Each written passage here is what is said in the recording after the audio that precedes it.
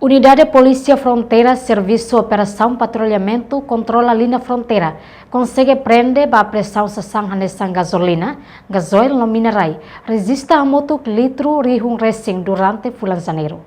Ba jornalista Sira, comandante Unidade Polícia Fronteira, Superintendente Assistente Carlos Moniz Maia informa, Serviço Operação Patrulhamento e a linha fronteira hanesan babain.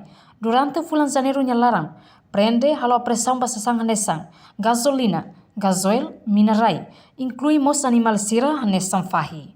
Além de ne, halo mosa pressão ba transporte, hanesan beroan, nebe mak transporta mina, husi estrangeiro mai Timor-Leste.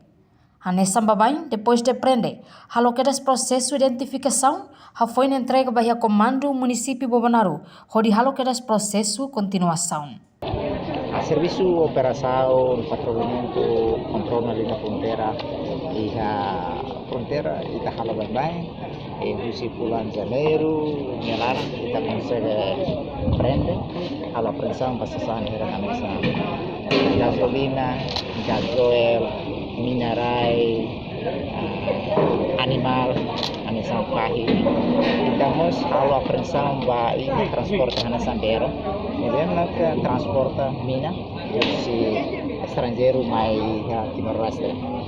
Proses virar hanya sampai lain, depois kita prende, kita kalau proses itu misal, atau ini kita entrega baik komando município, dari kesan jauh kusi, kita entrega baik komando município kusi, yang kembali kita entrega baik komando município kusi.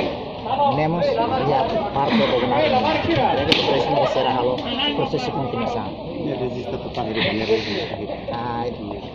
Ini totalnya maka ni aku lebih sama buat barat militer ini masih ya perjalanan Santina gasolina ho gasoil ni ita resista 1000 litros.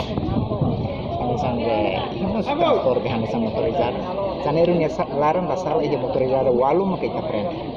Nah tambah husi país vizinho ilegal, hay documentos, depois la celular, então te prende, depois no processo vai nascer. Portanto, durante bulan Janeiro, Unidade Polícia Fronteira, lihusi Serviço Operação Patrulhamento e a linha fronteira, prende motorizada a moto gualu, nebetama husi nação vizinho Indonésia, ho ilegal sem documentos no la celutasa. Enquanto na embasação hirakne, halona processo no entrega baia comando município. Além de ne, basação deve nain la ia, aguarda la baia tempo balu, hodi hein nain mai halo reclamação. Reportagem Celeste Jesus, Televisão Timor-Post.